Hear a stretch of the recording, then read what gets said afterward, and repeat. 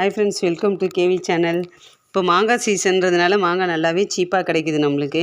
அதனால் இப்போ சீப்பாக கிடைக்கும் போது மாங்காய் வாங்கி நம்ம இது போல் வத்தல் போட்டு வச்சுக்கிட்டோம்னா நம்மளுக்கு மாங்காய் கிடைக்காத போது கூட குழம்புக்கெலாம் நம்ம போட்டுக்கலாம். மீன் குழம்பு, சாம்பார், கார குழம்புக்கெலாம் நம்ம போட்டு வச்சுக்கலாம்.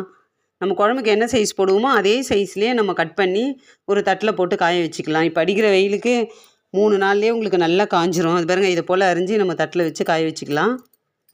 நல்லா காஞ்சிரும் உங்களுக்கு அடிக்கிற வெயிலுக்கு. பாருங்க, நான் 3 நாள் தான் காய வச்சேன். நல்லா காஞ்சிருச்சு.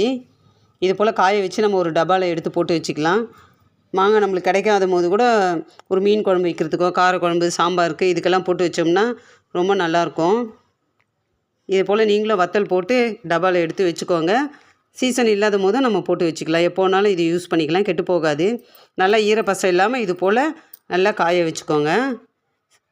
பிடிச்சிருந்தா லைக் பண்ணுங்கள், ஷேர் பண்ணுங்கள், சப்ஸ்கிரைப் பண்ணுங்கள். தேங்க்யூ.